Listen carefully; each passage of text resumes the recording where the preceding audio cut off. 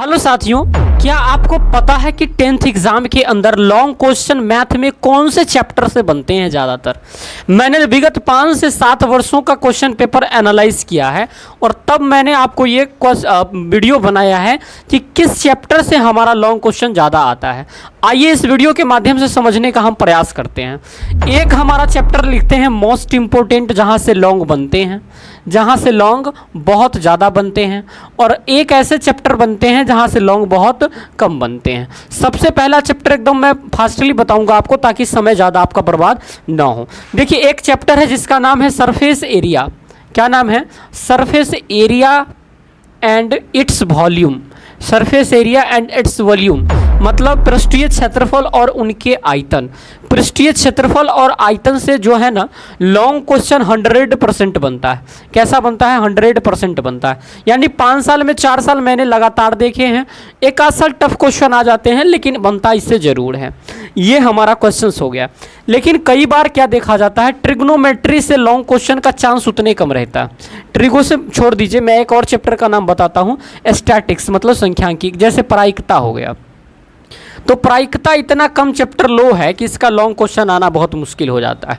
दूसरा चैप्टर मैं बात बताऊंगा जहां से लॉन्ग क्वेश्चन बन सकते हैं, सबसे ज़्यादा लॉन्ग क्वेश्चन बन सकते हैं, वो हमारा होगा ट्रायंगल। क्योंकि ट्रायंगल से थेल्स का प्रमेय, थेल्स का विलोम, पाइथागोरस प्रमेय, पाइथागोरस विलोम, ये सारा क्वेश्चन बनते रहता है। तो आप दूसरे चैप्टर अगर ट्रायंगल से पढ़ते हैं तो लॉन्ग यहाँ से बनेगा। सरफेस एरिया पढ़ते हैं जैसे शंकु, वृत्त, ये सब पढ़ते हैं तो यहाँ से लॉन्ग बनेगा 100%। लेकिन दूसरा ऐसा कौन सा चैप्टर है सर जहां से लॉन्ग बनने का चांस बहुत ही कम हो जाता है? उसका नाम है निर्देशांक ज्यामिति। उसका नाम क्या है? निर्देशांक ज्यामिति। क्या नाम है? निर्देशांक ज्यामिति। चलिए अब तीसरा वो चैप्टर देखते हैं जहां से लॉन्ग बनने की चांस ज़्यादा रहती है। तीसरा वो चैप्टर है जहां से लॉन्ग बनने की चांस रहती है दो चर वाले रैखिक समीकरण। क्योंकि वहां पे ग्राफ दिया जाता है और काट करके बिंदुओं को रचना करके बनाया जाता है, इसलिए दो चर वाले रैखिक समीकरण बहुत इंपॉर्टेंट हो जाता है। दो चर वाले रैखिक समीकरण, दो चर वाले रैखिक समीकरण, ये चैप्टर हमारा बहुत इंपॉर्टेंट हो जाता है लॉन्ग की दृष्टि से। अगर मैं शॉर्ट की दृष्टि से बात करूं तो एक आपका हो जाता है त्रिकोणमिति। भी मैं मानता हूं कि इससे ज़्यादा लॉन्ग क्वेश्चन बनते नहीं हैं। हाँ, इससे शॉर्ट क्वेश्चन खूब बनते हैं, MCQ खूब बन जाते। कई बार यहाँ से लॉन्ग क्वेश्चन आया है लेकिन मैं उसको उस कैटेगरी में नहीं रख रहा हूँ। आपको जो और चैप्टर पढ़ना चाहिए जिससे लॉन्ग क्वेश्चन की आने की चांस बहुत ज़्यादा रहती है वो होता है द्विघात समीकरण। कौन होता है? द्विघात समीकरण। द्विघात समीकरण यहाँ से लॉन्ग क्वेश्चन ज़्यादा बनता है। ये तो बहुत VVI है, ये VVI है, ये भी VVI है। लेकिन ऐसा चैप्टर बताओ सर जहाँ से कम चांस रहती हैं, वो है आपकी सांख्यिकी। क्या है? सांख्यिकी। यहाँ से भी लॉन्ग क्वेश्चन आने की चांस बहुत कम रहती है।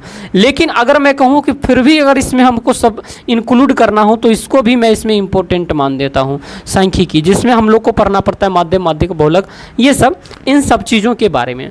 तो ये बात आपको जान के बहुत हैरानी नहीं होगी कि क्योंकि आपकी PYQ जब बनाए होंगे तो ये सब पता चला ही होगा कि लॉन्ग क्वेश्चन कौन से चैप्टर से आता है। तो पृष्ठीय क्षेत्रफल आयतन खूब अच्छा से पढ़िएगा, ट्रायंगल खूब अच्छा से पढ़ लीजिएगा, और हो सके तो ट्रिग्नोमेट्री और संख्यांकिकी खूब अच्छा से पढ़िएगा। क्योंकि लॉन्ग छोड़िए नहीं, इससे शॉर्ट और MCQ खूब ज़्यादा बन जाते हैं। साथियों, प्यारा सा छोटा सा चैनल को सब्सक्राइब कर दीजिएगा, भाई को मोटिवेशंस दीजिएगा। Thank you very much, love you.